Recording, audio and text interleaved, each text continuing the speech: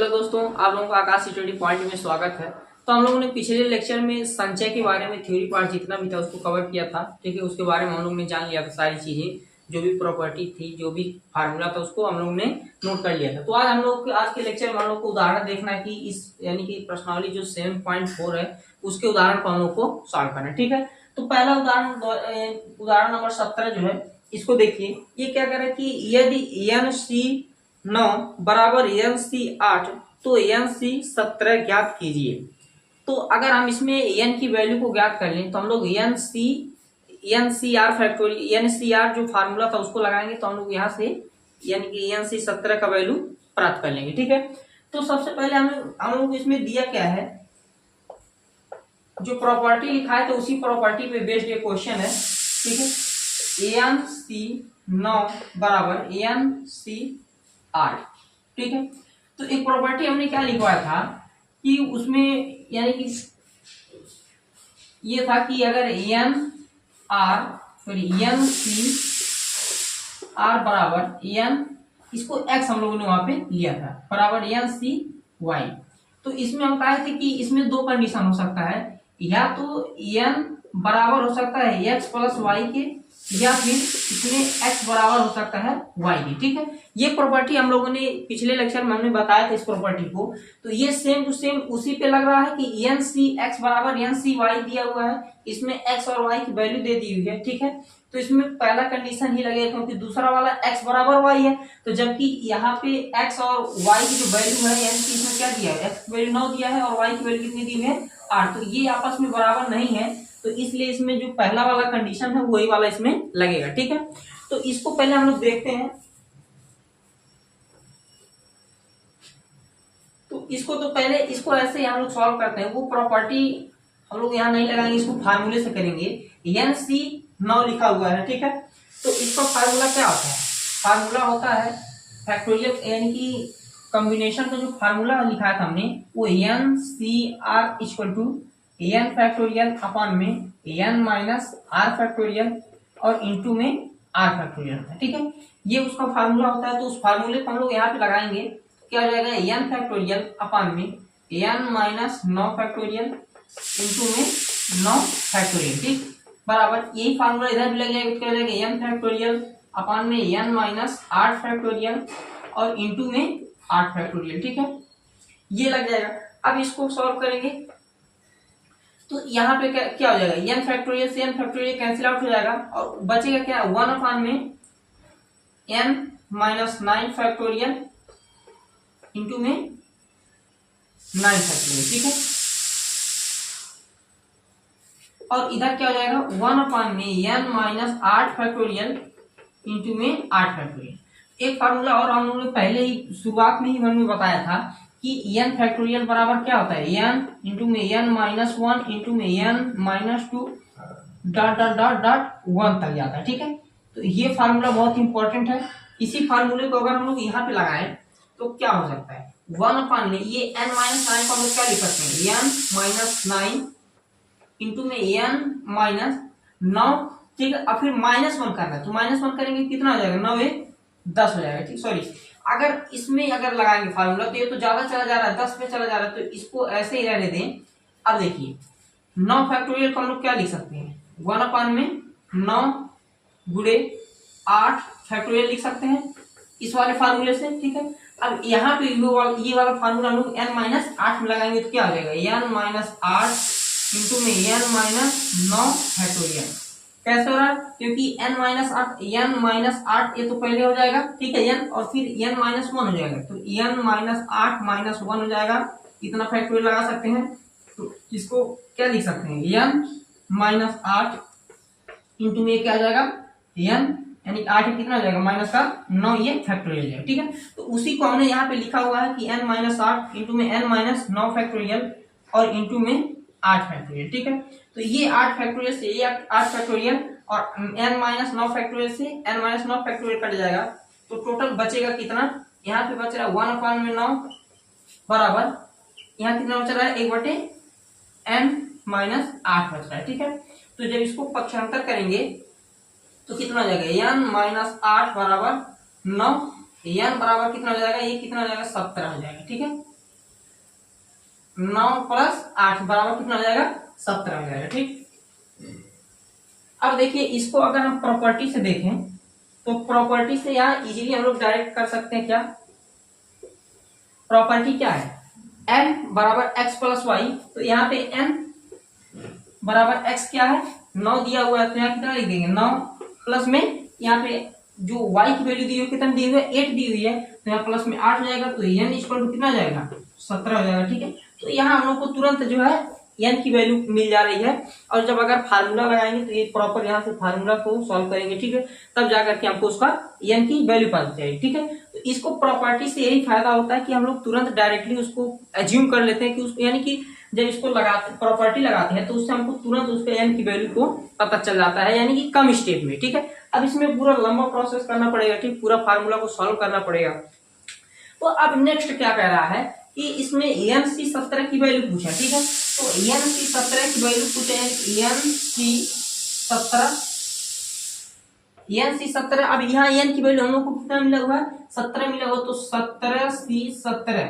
ठीक है, 17C17 की वैल्यू अब इसको फार्मूले से लगाएंगे तो ये कितना आ जाएगा 1 होता है। 17C17 की वैल्यू कितना आएगा 1 आएगा। कैसे आएगा देखिए 17 फैक्टोरियल अपन में 17 माइनस 17 फैक्टोरियल इंटू में 17 फैक्टोरियल। ठीक है, तो अब यहाँ 17 फैक्टोरियल से ये 17 फैक्टोरियल कैंसिल आउट हो जाएगा, और 17 माइनस 17 फैक्टोरियल की वैल्यू कितनी आ जाएगी 1 अपान में 17 माइनस 17 जीरो फैक्टोरियल, और ये कट गया। ठीक है, तो जीरो फैक्टोरियल की वैल्यू कितनी होती है 1 होती है, तो 1 अपान में 1 बराबर कितना हो जाएगा 1 आ जाएगा। ये आप लोगों का आंसर हो जाएगा। ठीक है, तो ये ठीक, ये इसका आंसर हो जाएगा। ठीक है, तो NC17 की वैल्यू कितनी आ जाएगी 1 आ जाएगी। ठीक, अब हम लोग इसको नेक्स्ट क्वेश्चन को देखते हैं।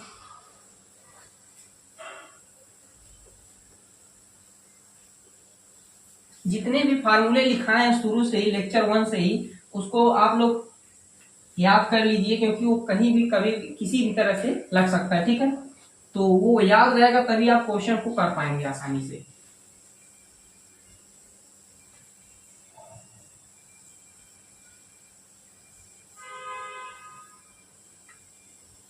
अब क्वेश्चन नंबर जो 18 है वो क्या कह रहा है उसको देखिए।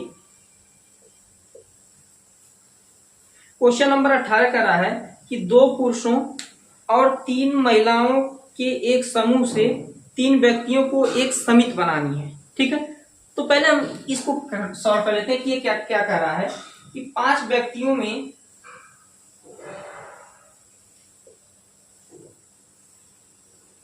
यानी कि इसको देखिए, ये कह रहा है कि 2 पुरुष और 3 महिलाएं, तो टोटल कितने हो जाएंगे 5 लोग हो जाएंगे। ठीक है, अब ये कह रहा है कि उनमें से 3 व्यक्तियों की एक समिति बनानी है।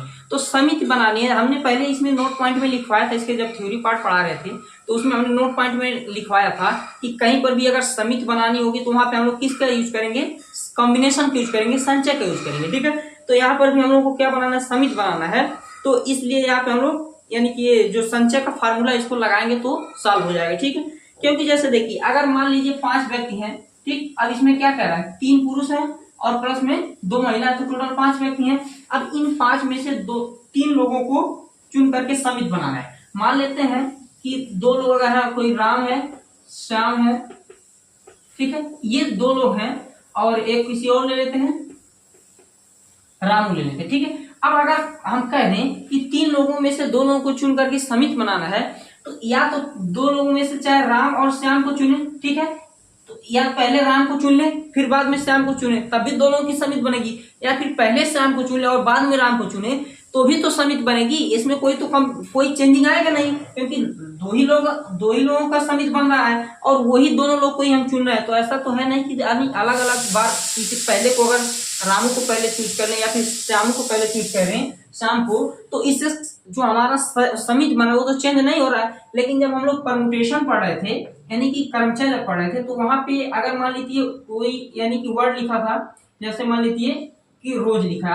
ROSE, ठीक, तो अब इससे अगर हमको शब्द बनाना है किसी 3 को चुन करके, तो इसमें क्या करते थे, पहले अगर R को रख देते तो ये दूसरा बन जाता था, लेकिन अगर यस को पहले कर दे, R यानी कि O को अगर पहले कर दें तो यहाँ पे क्या ये दूसरा शब्द बन जा रहा था। ठीक है ना, शब्द वो नहीं रह रहा था, तो इसलिए हम लोग वहां पे किसका यूज करते थे, क्रमचय का यूज करते थे। ठीक है, तो ये एक क्लियरिटी है, ठीक है ना, इसको ध्यान में रखिएगा कि कब हम लोग को कहाँ पे क्या यूज करना है, इस तरह से समझ सकते हैं। ठीक है, तो यहाँ पे भी हमको समित बनाना है, तो इसलिए हम लोग यहाँ पे क्या यूज करेंगे, क्रमचय का, सॉरी संचय का यूज करेंगे। ठीक, तो वही कह रहा है कि 2 पुरुष और 3 महिलाओं के एक समूह से 3 व्यक्तियों की एक समिति बनानी है। तो टोटल कितने व्यक्ति हो जा रहे हैं, 5 व्यक्ति हो जाएंगे। तो लिखेंगे 5 व्यक्तियों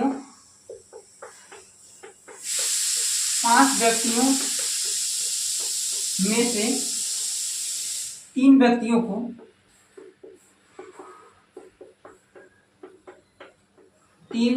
को चुनने के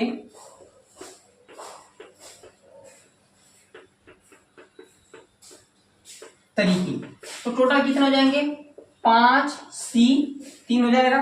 ठीक है, 5C3 हो जाएगा। अब इसको सॉल्व करेंगे, क्या आ जाएगा, 5 फैक्टोरियल अपान में 5 माइनस 3 फैक्टोरियल इंटू में 3 फैक्टोरियल। ठीक है, बराबर 5 फैक्टोरियल गुणे 4 गुणे 3 फैक्टोरियल। ठीक है, 5 में से 3 जाएगा, कितना बचेगा, 2 फैक्टोरियल गुणे 3 फैक्टोरियल। 3 फैक्टोरियल से 3 फैक्टोरियल कटेगा, और 2 फैक्टोरियल की वैल्यू कितनी होती है, 2 होती है। तो 5 गुणे 4 बटे 2 गुणे 1, 2 दूना 4 जाएगा, तो 5 दूना कितना आ जाएगा, 10 हो जाएगा। ठीक है, तो एक पार्ट तो ये कह रहा है। ठीक, अब इसमें दूसरा क्या कह रहा है कि वह कितने प्रकार से किया जा सकता है, इनमें से कितनी समितियां ऐसी हैं जिनमें एक पुरुष तथा 2 महिलाएं हैं। ठीक है, अब इसको देखिए कैसे करेंगे।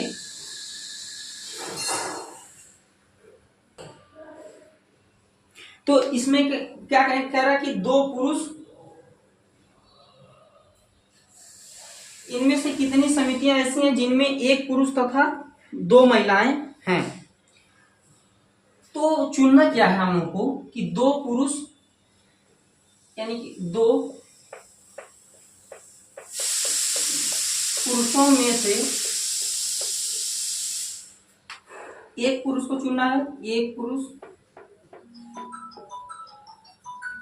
और 3 महिलाओं में से, और 3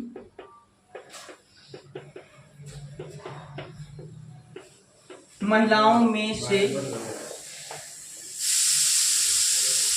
2 महिलाओं को चुनना है। ठीक है, 2 महिलाओं को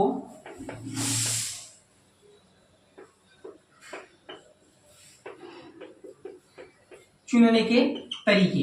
अब ये कितना हो जाएंगे, यानी कि हम लोगों को टोटल कितने के समिति बनाना है, तो इनमें ऐसी कितनी समितियां होंगी जिसमें एक पुरुष तथा 2 महिलाएं होंगी। तो क्या होगा, यानी कि इसमें टोटल पुरुष कितने हैं, 2 पुरुष हैं, तो 2 में से कितने को चुनना है, एक को चुनना है। तो इसको कैसे लिखेंगे, 2C1 गुणे, अब 3, यानी कि 2 महिलाएं हैं, सॉरी 3 महिलाएं हैं, 3 महिलाओं में से 2 महिलाओं को चुनना है। तो यानी कि टोटल कितने हैं, 3C, 2 लोगों को चुनना है, 2 हो जाएगा।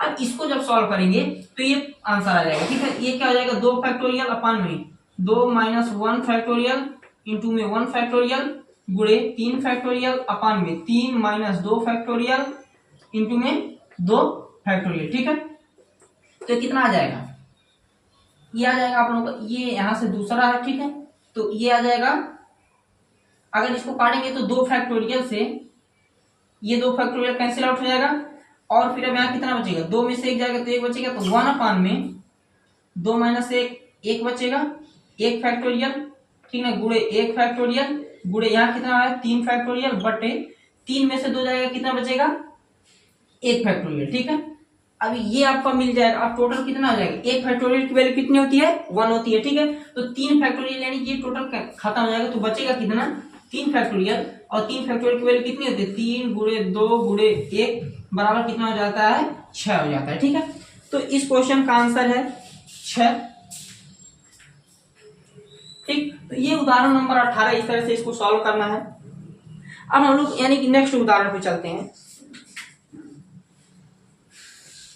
जो नेक्स्ट उदाहरण है, इसमें आपको पहले ताश के बारे में जानना पड़ेगा। ठीक है, ताश के सभी पत्तियों को अगर जानेंगे तभी इस वाले क्वेश्चन को आप लोग कर पाएंगे। ठीक, तो पहले हम लोग ताश के पत्तियों पे थोड़ा सा डिस्कस कर लेते हैं, 2 मिनट।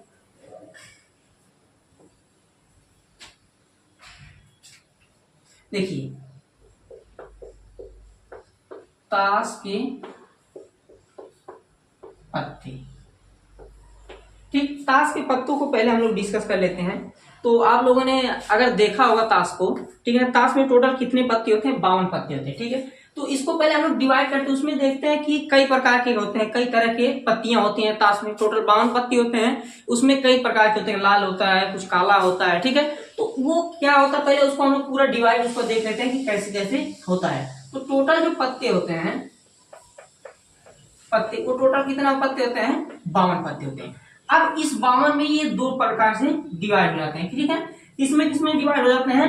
लाल में, लाल कितना हो जाता है? 26 हो जाता है, और एक हो जाता है काला।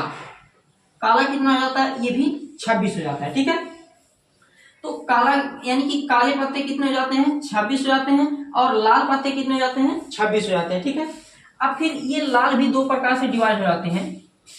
किसमें किसमें डिवाइड होते हैं? ये ईंट में, ईंट में 13 पत्ते आ जाते हैं, और आपके पान में भी कितने पत्ते आ जाते हैं? 13 पत्ते आ जाते हैं। और ये जो काले पत्ते होते हैं, ये भी 13 डिवाइड हो जाते हैं। किसमें किसमें? चीड़ी के 13 पत्ते हो जाते हैं, और हुकुम के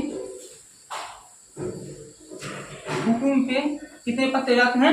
13 पत्ते हो जाते हैं। ठीक है, तो अब कौन कौन से पत्ते होते हैं वो ध्यान दीजिए।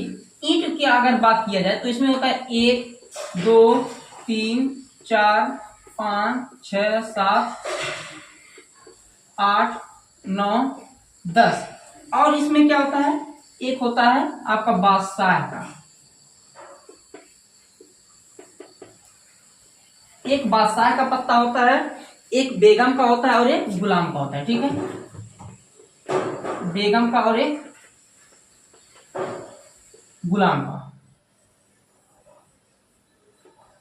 इसी तरह से पान में भी इतने ही पत्ते होते हैं, चीड़ में भी, और हुकुम के भी यही पत्ते होते हैं। ठीक, तो टोटल 1 2 3 4 5 6 7 8 9 10, और बादशाह और बेगम और गुलाम। ठीक है, चीड़ में भी वही होते हैं, 1 2 3 4 5 6 7 8 9 10, और बादशाह और बेगम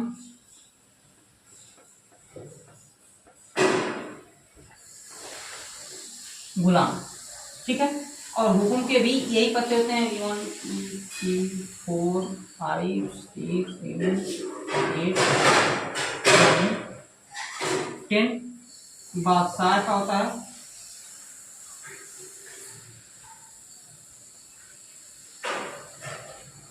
गुलाम और बेगम होता है। ठीक है, तो ये टोटल 52 पत्ते होते हैं ताश के, ठीक है, जिसको इस प्रकार से डिवाइड किया जाता है। ठीक है, अब इसमें अगर हम देखें तो इसमें क्या आता है कि यानी कि जो तस्वीर वाले जो पत्ते होते हैं वो कितने होते हैं? तो 1 2 3 3 ये 3 ये 6, और 6 इसमें का टोटल कितने पत्ते होते हैं? 12 पत्ते होते हैं। तस्वीर वाले पत्ते कितने होते हैं? 12 होते हैं, और बाकी 26 लाल हो जाते हैं 52 में से, और 52 में से 26 काले होते हैं। फिर 26 लाल जो होता है ईंट और पान में 13 डिवाइड हो जाता है। ठीक है, और फिर 26 पत्ती जो काले हैं ये भी 13 चीड़ में और 13 हुकुम में डिवाइड हो जाते हैं। ठीक है, तो ये ताश के पत्तों का टोटल डिवाइडेशन था, यानी कि जिस प्रकार से इसको बांटा गया। ठीक, तो अब हम लोग नेक्स्ट उदाहरण पे चलते हैं।